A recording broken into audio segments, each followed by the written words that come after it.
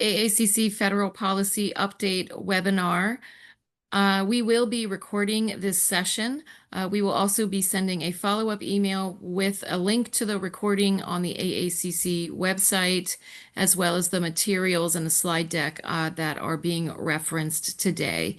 If you have any questions, please go ahead and put them in the Q&A section. And Jim Hermes and Catherine will be answering them as they can, or saving them for live answers at the end of the webinar. Again, if you have questions, please go ahead and put them in the Q&A section.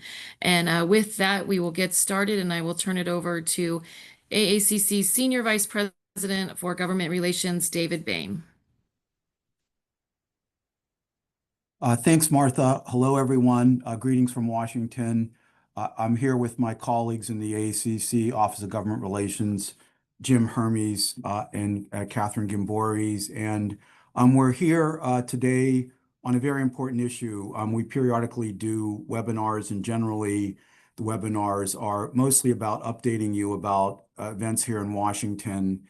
And sometimes there's a need for action, but a lot of the time it's simply just to keep you informed about what's going on, so that when there is something that is very important for our institutions, you're ready to act. And today is one of those times where we need you to act.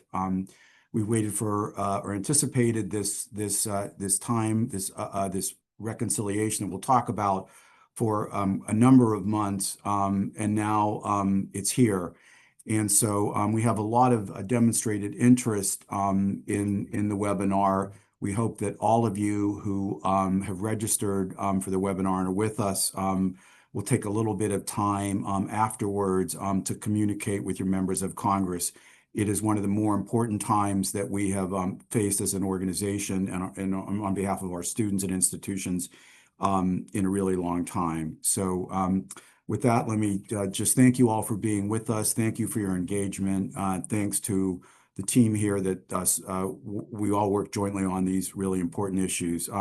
The next slide just outlines the major topics that we're going to address this morning or afternoon, depending on where you're located.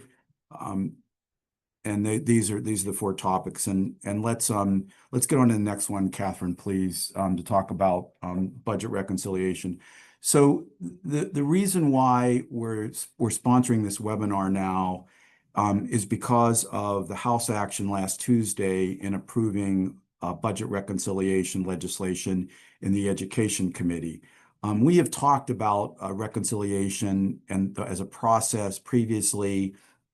It's a special set of procedures that the majority party can use to move legislation without any votes from the other side of the aisle if they have possession of both chambers of Congress as well as the White House. And that currently, of course, is the situation for the Republicans party. And so they are using that power that they have right now to move very large sweeping legislation, the one big beautiful bill that you've read about or heard about quite a bit that the president has supported.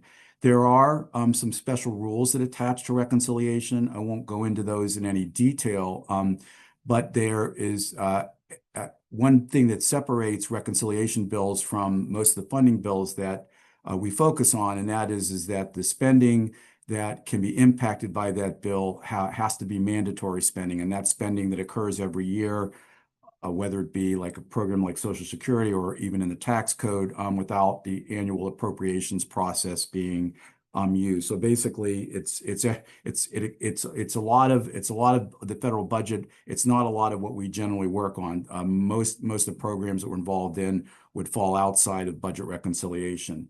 And one thing that's very unique about this reconciliation is that under this process in which committees are told, directed by the budget resolution, what types of savings they're supposed to achieve, the committees with primary jurisdiction over programs that AACC focuses on have received different instructions about the amount of money they're to save. And as this slide points out in the next to last bullet, the House Education Workforce Committee was directed to save $330 billion over 10 years. The Senate Health Committee, its counterpart, only $1 billion dollars. So dramatically different directives to those committees. And what happens in terms of process is that once those bills are acted on by these committees, and there are, I believe, 6 other committees that have reconciliation instructions, those bills are sewn together, and then they are packaged by the Budget Committee and then sent to the floor. That is certainly what will happen in the House of Representatives. It's a little bit unclear that that's what will happen in the Senate for reasons we'll get into in just a moment. Next slide, please. So the big news here in Washington for community college students was the approval last Tuesday again by the House Education and Workforce Committee of their reconciliation bill. As expected, the bill was passed on a party line vote. All Republicans voted for the bill. All Democrats opposed the bill. Democrats offered a slew of amendments. They all were rejected. I heard Chairman Walberg talking last night about the markup, and he referred to it as being a little less rancorous than he anticipated, a little bit shorter than he expected. So in a process that's usually very charged because one party is pretty much willing its way in terms of policy, at least that was the chairman's perception. So the bill that was reported by the House Education Workforce Committee, it's a massive bill. As I mentioned just a minute ago, the committee was charged with saving $330 billion over 10 years. In fact, at least according to the preliminary estimates of the Congressional Budget Office, the bill saved $351 billion. Most of that was from student loan programs, and in particular, nullifying and negating the major changes on student loan repayment that the Biden administration had put into place. But nevertheless, the bill does actually exceed the target that the committee was required to meet. Next slide, please. So what's in this bill that makes it so important for our students and makes us ask you to help us with our advocacy on the issues that the bill addresses. One of the most important issue, and one that was a surprise to us here, is that the bill changes Pell Grant eligibility for students. The flip side of that we'll get into in just a minute is that the committee did provide $10.5 billion over the next 3 years to shore up the shortfall in the Pell Grant program. I won't go into that today, but I think many of you are aware of the fact that primarily because of the expansion of the Pell program as a result of the Simplification Act, the program is costing a lot more than it did in recent years, and that has created really a funding crisis for the Pell Grant program. People on the Hill and in the Trump administration are all focused on this and concerned about this. And I would just note that I'm sure many of you on your campuses have seen the increase in Pell recipients and Pell dollars that your students have received that is a result of the Simplification Act. So that's the good news. But the bad news is that the tab is being delivered to the Congress. And AACC advocated for more money to be put into the Pell Grant program in this budget reconciliation process. They did put money in, as I just mentioned, but along with that, and again, this was not anticipated, they made cuts to the Pell Grant program to student eligibility that are of extraordinary concern to us. And this is more than anything else what we would ask all of you who are listening, who are advocates for our students and institutions, to take some time and advocate on. We'll get into a little bit more of the details of that in just a minute. But the bill does 2 things in terms of Pell Grant. The first thing it does is that it says that in order to qualify for the full Pell Grant, $7,395 currently, a student has to be enrolled in the equivalent of 15 semester hours, whereas under the current law, a student can qualify for the Pell Grant maximum with just 12. And so we have a substantial portion of community college students who are enrolled in just those 12 semester hours or equivalent and receiving the full Pell. Under the bill, they would receive only 80% of the Pell Grant maximum.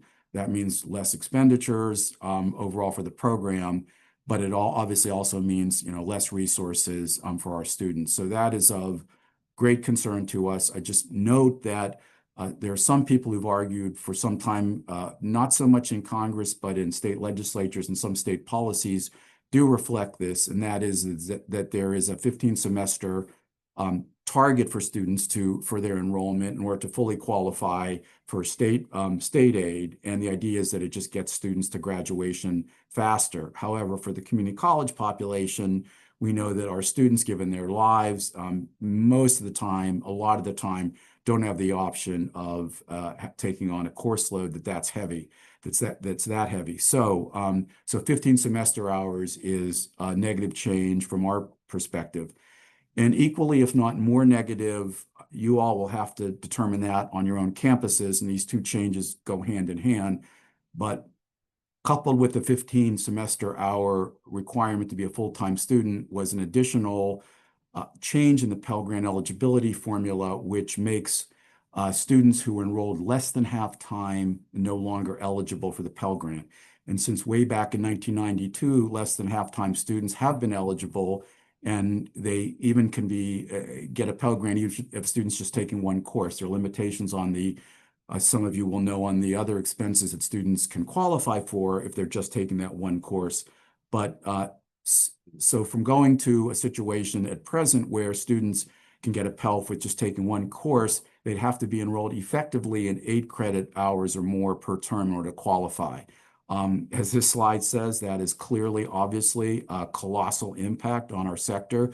We have reached out to a number of our states and institutions to get some data on this so that we can marshal, a national case for this policy to be changed. But we know that we have just literally hundreds of thousands of students who are not taking 8 credits at this point in time and who would lose their Pell Grants. And as I mentioned, we didn't expect this to be coming. We hadn't heard that it was coming.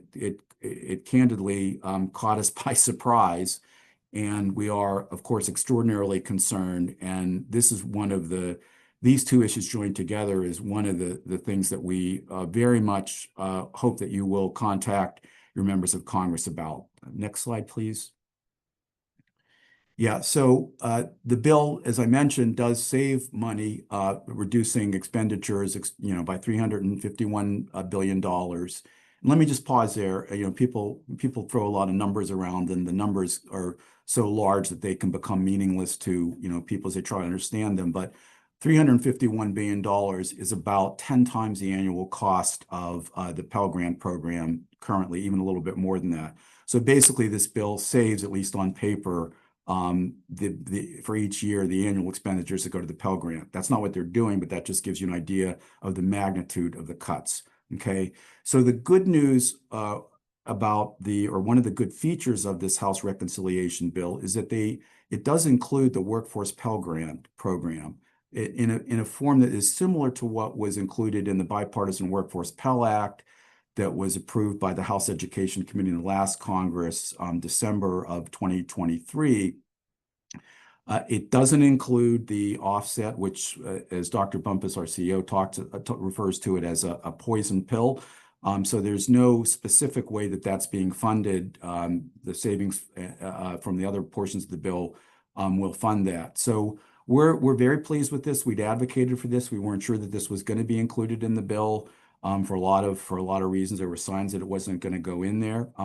As I mentioned, it's very similar to the House's committee's Bipartisan Workforce Pell Act. It's different to the extent that it actually excludes some of the reporting requirements and some of the accreditation requirements that were in that bill. That has to do with some of these procedural reasons that I mentioned a moment ago about reconciliation. Won't go into those now, but basically the bill is, from our perspective, superior to the Bipartisan Workforce Pell Act, which was a bipartisan bill, with one major exception, and that is that under the bill, the non-accredited providers could become eligible for this new portion of the Pell Grant program. They'd have to meet basically every other requirement that institutions would have to meet. And so we're not sure exactly what providers would be able to fit themselves into and to conform to not even just the outcome standards that are in that bill, but all the other requirements that come with complying with Title IV. And these providers would have to comply with most of what's in Title IV. But nevertheless, this eligibility was created, no doubt, with some providers in mind, and it's a big negative for us. And then the other positive in the bill, and I mentioned this before, so I don't need to go into it, but the committee did, in keeping with what AACC had asked for, major resources for the Pell program, and that's this $10.5 billion that gets the program out of the shortfall we understand for at least the next 3 years through fiscal year 2028. So we are very concerned about the Pell Grant eligibility cuts, as I mentioned, but there are some other good Pell Grant changes in the bill. Next, please. So then the other bugaboo in the bill is risk sharing. And many of you on this call will be familiar with risk sharing as well, because it's essentially the same provisions that was in the College Cost Reduction Act, which was in the last Congress, championed by the former chair, Dr. Fox. Not going to go into this in a lot of detail today, but the basic logic of the risk sharing in the House committee reported bill is to assess institutions financially on the basis of a complicated formula that takes into account the earnings of the student, the cost of the program that the student is in. And the lower the cost of the program, the lower the assessment that's made to institutions. So obviously that's good for our sector. And then that's multiplied by the amount of loans that are not repaid by the individuals in a given program. And this is all done on a programmatic basis.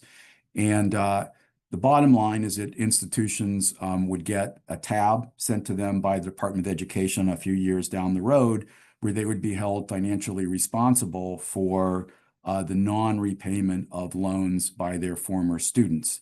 And we'll talk in a minute about some of the reasons that we give for not supporting this, but the biggest reason is the simplest one, and that is that colleges don't have this money available. They can't budget for it.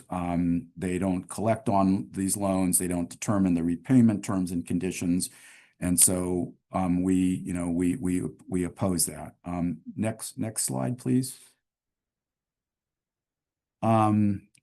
So this is a little bit about the where we are with the Senate. And the Senate Help Committee is in the process of the Senate Help Committee is sort of taking in what the House is doing and figuring out, what its approach is going to be. The Senate Help Committee is chaired by Senator Bill Cassidy, Dr. Cassidy from Louisiana. He's a new chairman. This just gives a little bit about, context as we think trying to sort of game out what our position should be and what we should ask you to do on our students' behalf. These are some of the considerations that we're thinking about. That the Senate, for one thing, procedurally, because of reconciliation and its complexity and some political dimensions too, in which whatever gets out of the House of Representatives may not be acceptable to the House if it's changed very much by the Senate. And so one of the things that's being talked about is for the House to pass its bill, if it does pass a bill, and then that bill to be held at the Senate desk, and then the Senate to modify it slightly, pass it, and send it back to the House. In other words, bypassing committee markup. The Senate is also not on record as in the same way that the House was, to the extent that the House we knew was going to be moving a variant of the College Cost Reduction Act. That's what the committee did. The Senate does not have a bill that's commensurate with the House legislation. Now Chairman Cassidy introduced legislation. It's numbered here S1972. That bill was introduced a couple years ago. It's a stitched together product of the priorities of Senate Republicans. It includes accountability proposal that was advanced by Senator Cornyn, if any of you from Texas are on the call. That's one of the things that we're very focused on. But we don't really know what they're going to do at this point in time. And because again, they don't have a blueprint the same way that the House did. And of course, a different party is in majority control now in the Senate. So part of our ask of you is, and we'll get to that in just a minute, is that we want you to get to your Senate's offices and say, please, please, please, if legislation comes over from the House that incorporates the cuts to student eligibility as well as risk sharing that are in the House bill, but at this point we are most alarmed by the eligibility cuts. That if the message would be to the Senate, if this comes over, please do not vote for it. Find another way of achieving whatever goals are behind those eligibility changes. And at this point in time, by the way, I should just note about those Pell changes, we haven't really heard a justification about it. They just were included in the bill without the committees making a formal statement about the justification for it. Some of the Democrats did oppose those cuts in the House committee markup. Next slide, please. Okay, so the points that we'd like you to make, and this is really the bullseye of this webinar this today, is what I said. And this slide just talks a little bit about how we would ask you to craft your message to your members of Congress, both your representatives and your senators, about the potential loss of this Pell Grant eligibility. It's along the lines of what I just said. What would be extremely helpful and would be understandable for members to want to know is what is the amount of impact on your campus in terms of students who would lose their grants or the dollars that would be lost. It's always good to put it in percentage terms as a percentage of your Pell Grant population, your student populations, but to give it that statistical grip, as well as, of course, it's always useful to include student examples as well in your advocacy. So this is one of the things that we would like you to communicate. We are going to put in the chat, and we'll make available to you in the slides a link to an alert that we sent out on Tuesday morning of this week that goes into some detail about how you can communicate this message. Next slide, please. So, and this is the slide on risk sharing, and it echoes what I just mentioned about why we don't like it.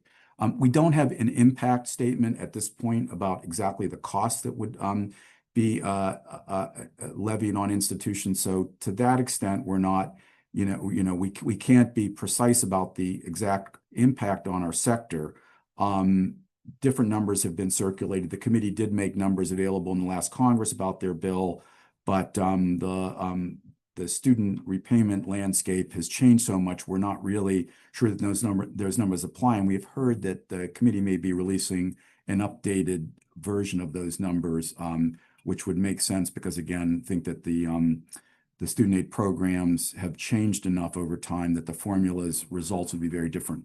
In any case, you can see, I just mentioned all these things. This is at least the first two bullets. The other two bullets are, ways that we are, we believe we're justified and think that we're accountable as things stand without an additional provision or set of changes in the law that would essentially hold institutions responsible. I did mention, again, I mentioned I heard Chairman Wahlberg speak last night, and he is of the mind that this represents that hoary term "skin in the game," and he is. I think he likes these provisions, and some of our members have met with him directly, and they have heard that he's pretty bought into that. So we're going to have to make a strong case on this. Next slide, please.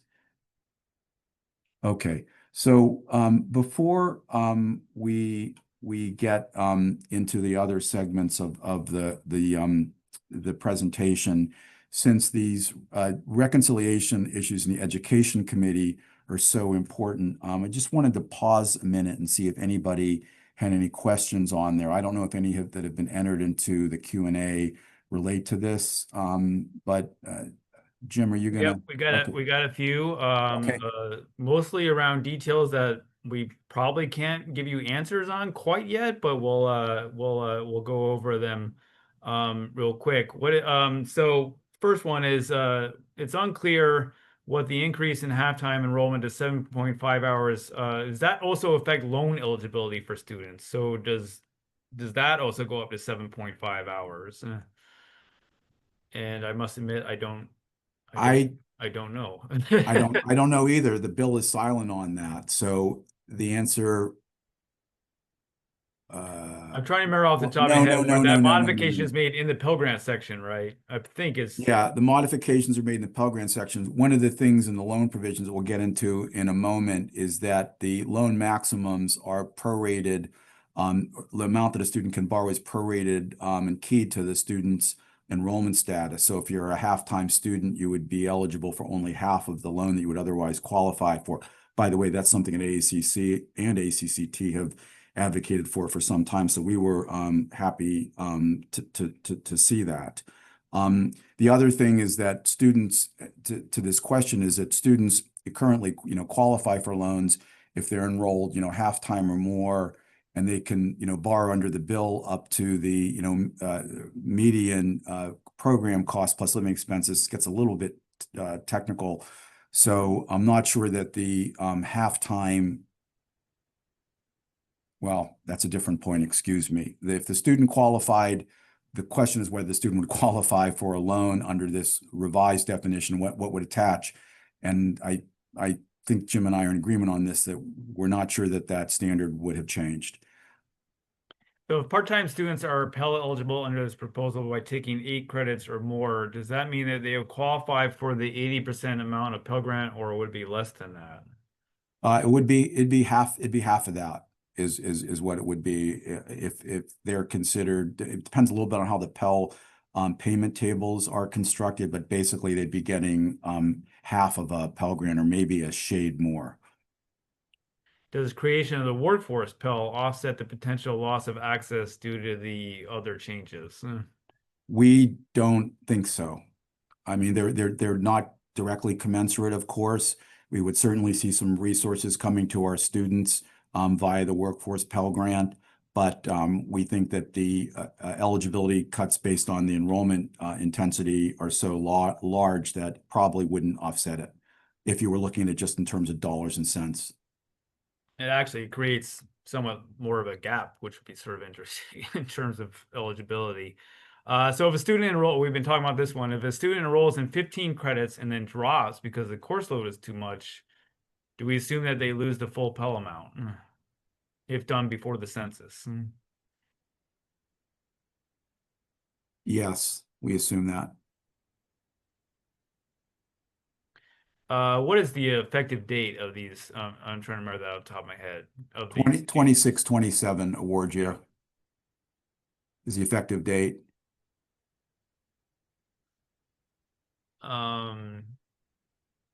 Now, are there any talks about separating four-year institutions and two-year institutions in risk sharing? There's talk about it, but we're not very optimistic about that possibility. What we're told is that our sector is impacted the least by the risk sharing proposal. So we've actually been exhorted to support risk sharing because of the promise grants that are included alongside it, which is available in our other materials. But in the interest of time, we're not going into today.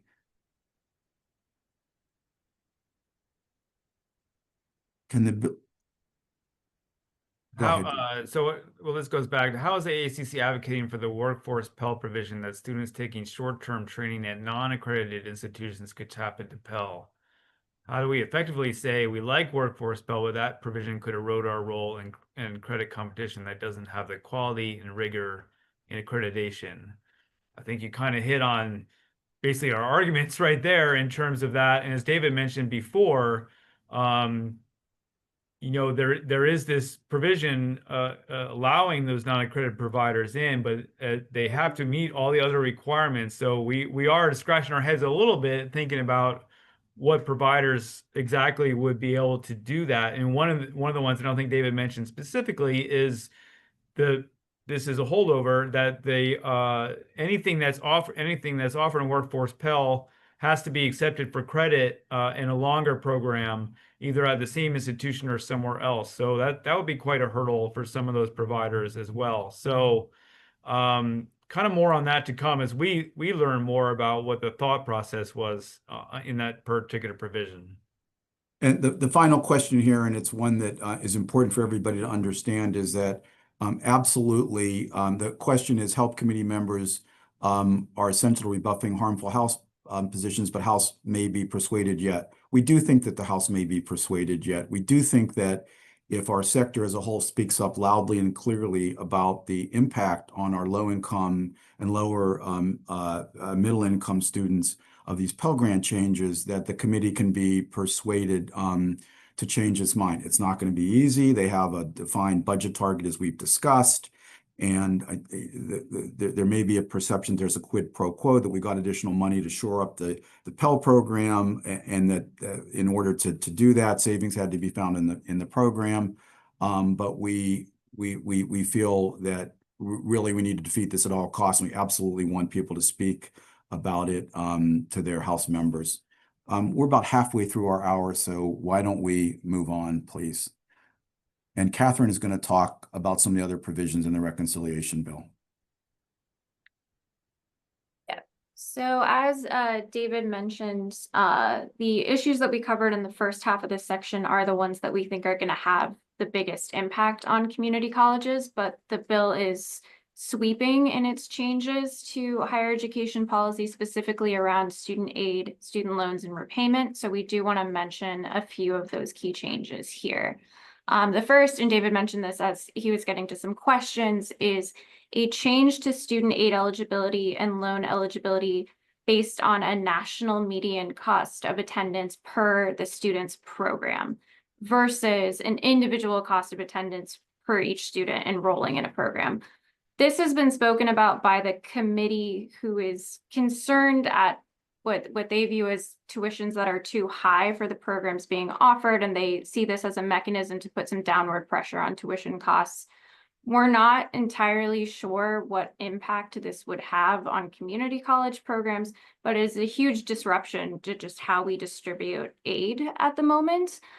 There's some weird things that could happen around a median cost of attendance being higher than a student's cost of attendance, and then potentially losing or using up their aid eligibility before completing a program. Again, we're not entirely sure how likely that is, and there's some other mechanisms in the bill that colleges could use to control for that I'll get to in a minute, but that is, again, a significant change to existing policy. Another thing we just wanted to highlight in the student eligibility section is that the bill does restore the exemption for family farms and small businesses as assets for a student's student aid index for the FAFSA. So that is something we have heard that was eliminated during the FAFSA Simplification Act, and it's something we've heard particularly from rural colleges that's important to restore. So we were happy to see that. All right, so this is another major section on loan limits and changes to how much students can borrow. The first item here that we want to mention is that the bill does eliminate the subsidized direct federal loan program. This is something that AACC opposes. Obviously, federal loan subsidies are a form of need-based financial aid. We do think this will have a more limited impact on our students versus the Pell changes that have been proposed, just because only 12% of our students borrow. But this is something that, again, we are voicing our opposition to. We're not also entirely sure exactly how much money this saves within that $350 billion, but certainly that is why they made this change, is to save money. There's some major changes to loan limits, both at the annual level, the aggregate level, and the lifetime level. Again, the annual loan limits are being capped at a program's median cost of attendance. These are on the screen, some of the other loan limits that they have made changes to. They've also majorly restricted Parent Plus loans. Essentially, a student has to max out on their direct unsubsidized loans before parents can take out Parent Plus loans, and it completely eliminates the Grad Plus program, which is another major saver in the bill. A couple of things that we like, and this is what I was alluding to in the previous slide, it does deliver discretion for financial aid officers to limit borrowing, or to set lower limits for borrowing based on program enrollment. So you'd have to apply them evenly across a program, but it would give institutions more discretion based on program outcomes to limit that overall borrowing amount. And then, as David mentioned earlier, it does tie borrowing limits to enrollment intensity, which is something we welcome as well. Okay, and probably the biggest change to existing policy in this entire package is completely overhauling loan repayments. So right now there are like a million different repayment options, both within a standard repayment plan and also within income-based repayment. This would eliminate those and have only two options for borrowers: a new standard repayment plan and the new income-driven repayment assistance plan. So the standard plan is sort of like a fixed plan, the 10-year standard fixed plan right now, except it does extend the lifetime of that repayment based on how much a borrower owes. So as noted on the screen, if you borrow under $25,000 for your education, you're in a 10-year standard repayment plan, up to 25 years if you borrow more than $100K. This is obviously, going to deliver some relief to borrowers in a standard plan who have larger loan balances, and we're attempting to pay them over 10 years right now. But it does eliminate a graduated standard repayment plan. So some of our borrowers who choose this plan might end up with larger payments at the beginning versus payments increasing over time as their earnings increase. So that is something we are watching. The new repayment assistance plan, which is the income-driven repayment plan, is very different than existing plans. It's much less generous than the SAVE plan that was introduced during the Biden administration. Eliminating that plan itself is where a lot of the savings for this overall bill is coming from. But essentially, instead of basing your monthly payments on a percentage of your discretionary income, it bases it on a percentage of your annual gross income, or your adjusted gross income, excuse me, with a $50 payment increase for each dependent child and a minimum $10 payment regardless of your income. The goal behind that $10 minimum payment is to keep borrowers in active repayment so that they're interacting with the system instead of borrowers who are owing $0 and then eventually lose touch with their servicers, don't remember their credentials, things like that. That was sort of the idea behind that $10 minimum payment. A couple good things in here, they have a mechanism so that interest won't capitalize and you won't see negative amortization, which is a huge problem, particularly for small balance borrowers who continue to see their borrowers grow over their amounts owed grow over time because that interest is capitalizing. It also provides some support to help borrowers pay down their principal if that monthly owed amount is not covering the amount of principal owed by at least $50. The biggest change you're going to hear people talk about here is that it extends the window to forgiveness to 30 years, which is longer than any of the existing income-driven repayment plans at the moment. And the goal of both of these changes together is, again, to save money. It's to make sure that borrowers are paying a greater percentage of the loan volume that they owe. So that is the idea behind extending that to 30 years. We've seen some modeling. We're not entirely sure what this is going to look like as far as decreasing payments for most community college borrowers who are in the repayment assistance plan. Certainly the lowest income borrowers are going to face a $10 payment now, whereas they currently owe $0. But going up, it really just depends on each family circumstance. They may see their monthly payment go down. They may see it increase ever so slightly, but certainly they're going to be in repayment for longer, which is something that we have strongly advocated against. We have wanted to see a shorter timeline to forgiveness for small balance borrowers. and didn't see that. A couple other things in here that are important. Deferments are eliminated for economic hardship. In forbearance, you can only be in forbearance for 9 months in a 24-month period, which would be a significant change, again, to try to encourage borrowers to get back into active repayment, either through a standard plan or repayment assistance plan. And then there's a second loan rehabilitation opportunity for borrowers in here as well. Turn it back to David. Thank you, Catherine. We lovingly refer to that last slide as that maybe it's time to visit your eye doctor slide. So, but those loan changes are huge, as Catherine just outlined. I'm going to be real brief here. This is an achievement that the association, working real closely with its members, has gotten to, which is introduction in both the House and Senate of the tax-free Pell Grant legislation on a bipartisan basis. We have 2 senators from each side of the aisle and 2 representatives from each side of the aisle that have introduced this bill within the last month, that would make Pell Grants non-taxable and would open up the American Opportunity Tax Credit to our low-income students. The information on that's here. I'm not going to go into it now. Those of you who have members on the tax writing committees, which are Ways and Means and Finance, we're sort of working separately to try to ensure that members of those committees hear from our members about the bill. Many of them have already heard, which is how we've gotten this far. We ask you, if you have members on the tax writing committees, to get to them as quickly as possible on the tax-free Pell Grant. We have materials on that on our website. And if any of you have any questions about that, please be in touch with me about it. It's community college student specific legislation that would have a major impact on the ability of our students to get the American Opportunity Tax Credit, and also it would reduce some of their tax liability.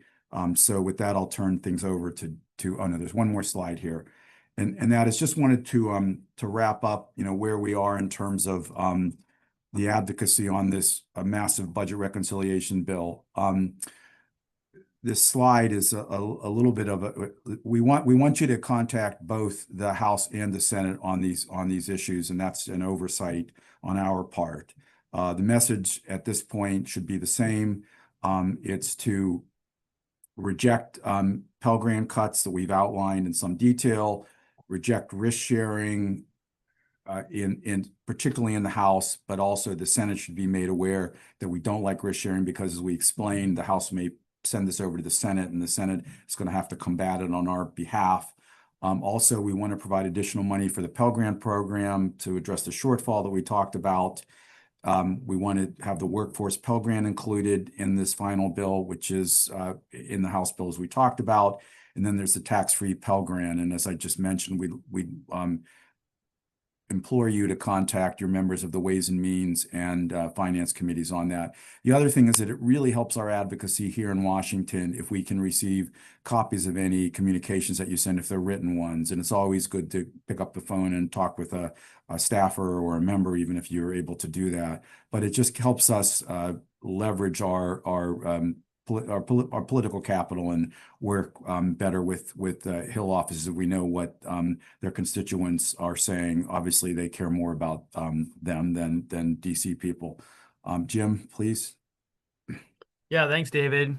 And then you see some of the resources we have on our site about that. So believe it or not, there are other things going on here in Washington on the Hill other than reconciliation, although reconciliation is certainly getting the lion's share of attention right now. The one that we are most paying attention to the most is FY26 and, well, actually a little bit of FY25 federal funding. So on the next slide, we do address the FY25.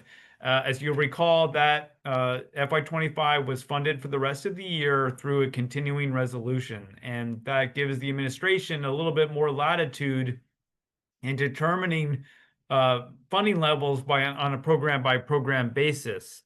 And we don't know what those are yet. They had a spending plan due to Congress last week, and word is that spending plan was that they did submit that spending plan and I'm talking in particular here about the Department of Education and the Department of Labor as well.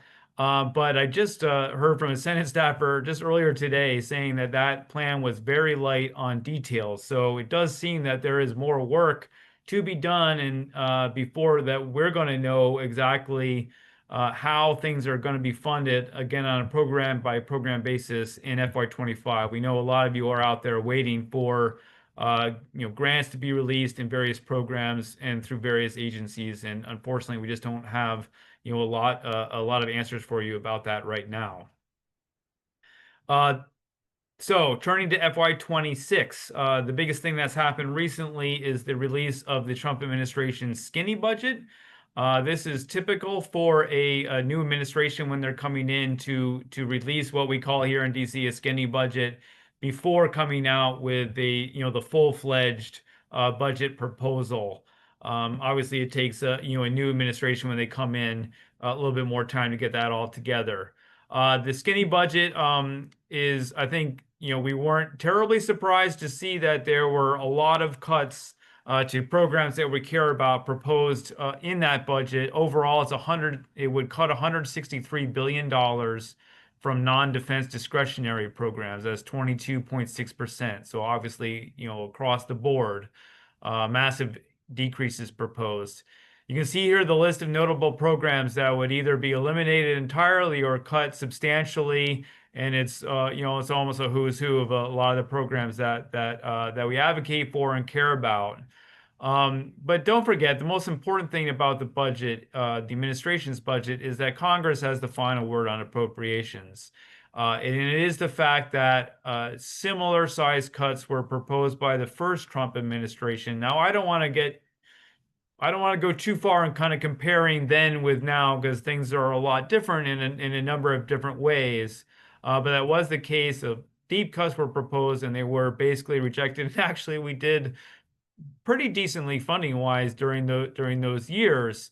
But we're just going to have to see how it plays out this year. We're definitely going to see House bills that are much more reflective of these proposals. But as usual, the real discussions will happen on the Senate side, where they have to reach bipartisan agreement to get that through bills through that chamber, as well as the House eventually. And then on the next slide, you can see some of our funding priorities. I won't spend a whole bunch of time talking about this, and give you a chance to take a look at those later. But we do want to keep the Pell Grant, keep that in place with inflation. The Strengthening Community College Training Grants program is one that we need to make a lot of noise at, because if we don't, no one else will. Same is basically the same.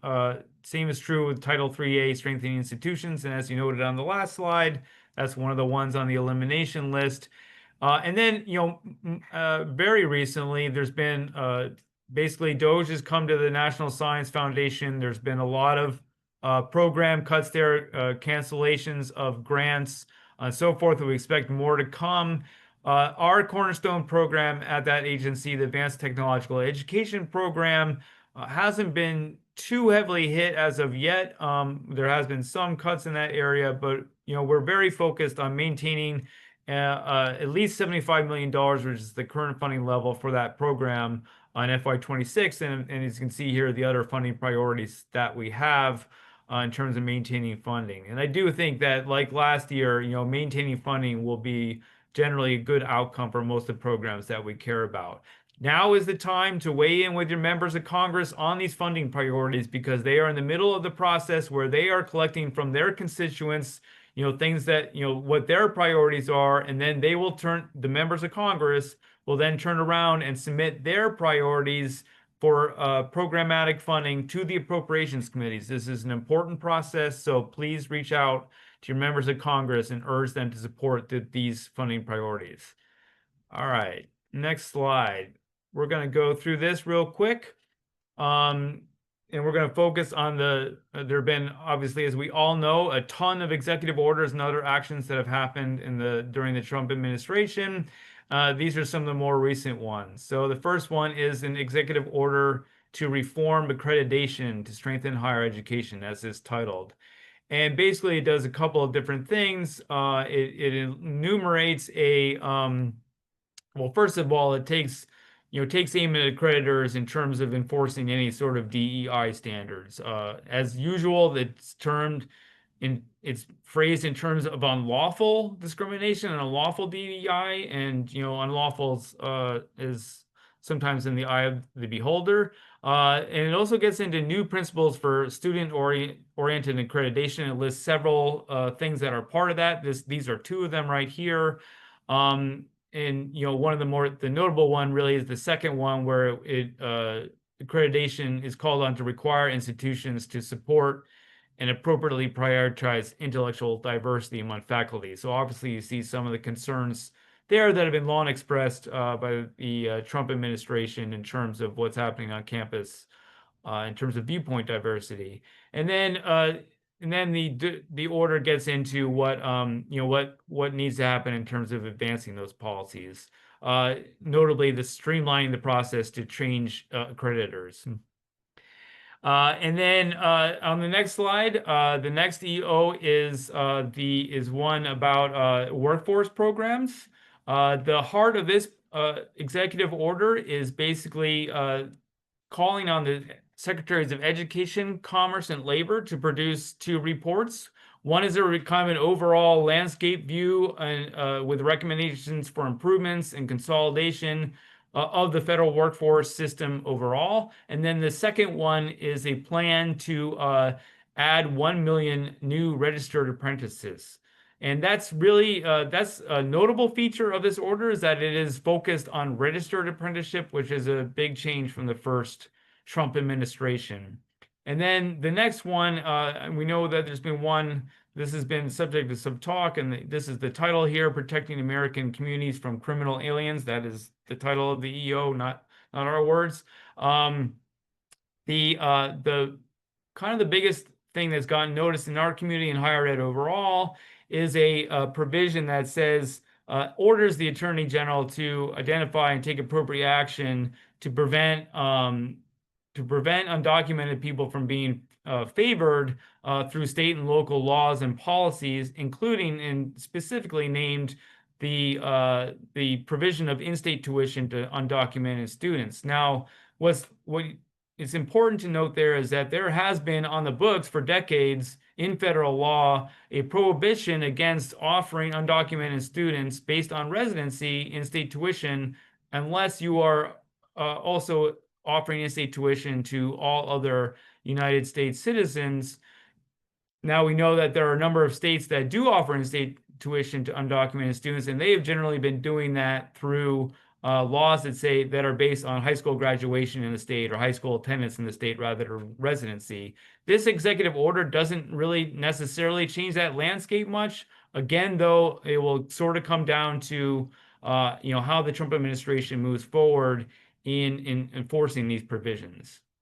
And then next, the next thing is not an executive order, but the Department of Education has launched into the process of another round of negotiated rulemaking. They have recently held a couple of hearings on this for people to express their views on what should be on the table during that negotiated rulemaking process. Catherine represented us very ably at the hearing here in Washington, and perhaps some of you participated in the virtual hearing that took place. And then you can see here what we included in our comments in terms of suggested topics for negotiated rulemaking. Return of Title IV is something we hear a lot about from our financial aid administrators, as much more room for improvement there in terms of how that works. We have heard a ton from institutions about needing more support from the federal government in terms of dealing with fraudulent enrollments. And then a shorter timeline to forgiveness under IDR for low balance borrowers. That was a feature of the now defunct SAVE plan under the Biden administration, but something that we would love to revive. We'll be nominating negotiators depending on the final topics selected by the department, and hope to be well represented in that process. And now we're back into questions. So please, if you have any, we have several in the hopper already, but if you have some, enter it into the Q&A box. The first question is about public service loan forgiveness. Is that changing or going away? The person knows that they have several employees that are in that plan. I'll grab this one. It was a bit of a surprise that the House bill made only a minor change that affects medical residents. And so the answer is they have not. It may well remain in place despite the fact that it got a lot of opposition in the last Congress from congressional Republicans. And we've heard sort of somewhat informally from the majority of the Help Committee, their staff, that they may not be making changes to that program either. So a little bit surprising, but it might actually survive. So that's little tentative good news there. It definitely was not cut in the House committee reported bill. And I'll just add that during the negotiated rulemaking, public hearing, department officials clarified that the changes that they're looking at for public service loan forgiveness are to comply with the executive order that President Trump put out that was just evaluating which employers should be eligible based on different criteria that some people think is maybe perhaps politically motivated, but that they're not overall looking at the generosity or changes to borrower eligibility for PSLF, just employer eligibility. Next question is there a specific AACC email address that people should CC when they're communicating with their members of Congress? And a couple of slides down from where we are now are all our email addresses. You can CC all of us, any one of us. And as David mentioned, it's really very helpful for us to kind of be looped into the communications that you're making. Yeah, just as well to contact all of us just to make sure that we get word of your contacts. Question about TRIO and Title III grants. Will they be at least continue to be funded until the end of this federal fiscal year, FY25? As I was talking about a few minutes ago, we don't know. We really don't know much now about the spending plan for the rest of FY25, other than that something has been submitted to Congress and it is apparently very light on details. So I hesitate to kind of make any assurances in terms of that, but I will say that we have not heard anything specifically to the contrary that we'll see those continuation grants come out. But we're waiting just almost as much as you are. And a similar question, most ATE awards have not been made for this year. And the person head of that program has taken retirement and be done at the end of the month. That is true. That's really the same kind of boat in terms of the ATE program. We're waiting to learn more about what exactly the plan is for the rest of the year on that program. All right, another advocacy question. Is it most effective to call DC offices, send emails, or written letters outlining priorities? Let me take that. I mean, it depends a little bit on the type of relationship that you have. I'd like to say both. I mean, it would be good to send some kind of a communication that's written, whether it be a formal letter, which is great if you can do that, or an email to a staff member who you might have established a relationship with, and then follow it up with a further communication to try to get in touch either by phone or through an email dialogue. It's to some extent it's a little bit of a judgment call, but I think in this particular case, as we've said, that it is important to provide specific numbers to the maximum extent you can with the Pell program. And question if we can review the timing of reconciliation. Well, that's kind of the multi-trillion-dollar question here in Washington, D.C. The House committees are Ed and Workforce was kind of one of the first out of the gate in terms of doing a committee markup in the House. The big ones have yet to happen. That's Energy and Commerce. That's the one that has jurisdiction over Medicaid, which we've all been reading about, the fights in that area. And then, of course, there's the Ways and Means Committee, which is the committee that would mark up the tax portion of the bill. Those markups have not happened yet. They are hoping to have them before Memorial Day, at least according to the last that I have seen. That is still an open question. I think that the one thing that we can't underscore enough in terms of the process and the timing is the fact that the Republicans can only lose 3 votes in the House, and they got people, Mike Johnson, the Speaker of the House, has got people pulling in any number of directions on him, and in many cases, those are more than 3 people pulling in different directions. So it's going to be a very delicate process, and it's a long way of saying it makes it very, very hard to predict any sort of particular timeline. They do have a deadline of September 30th of this year to do a reconciliation bill under the FY25 resolution, because that's the end of the fiscal year. And they are shooting, and they are also keeping in mind the raising the debt ceiling and possibly doing that as part of this process. And we don't know exactly when that needs to be done either. All that said, I think they're still very much shooting to get something done before they leave for their August recess. I don't know if any of my colleagues have anything to add on that. No. And then we're at time, but one last question: are any information about specific cuts to adult education? That is one of the programs that was slated for elimination in the Trump skinny budget, and obviously we will be and you will be advocating for that elimination not to happen during the appropriations process.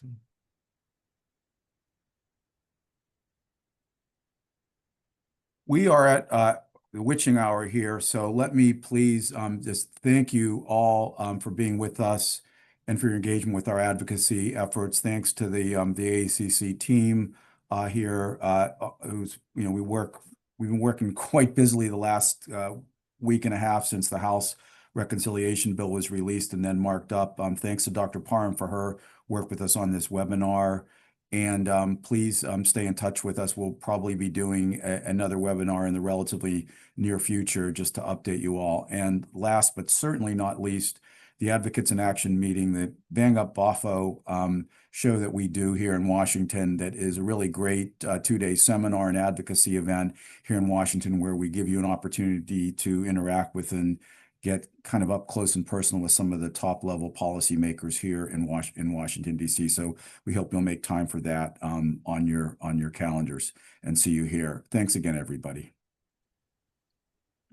Thanks to our government relations team. We will be posting the recording of this session, as well as the slide deck and the link that David referenced earlier.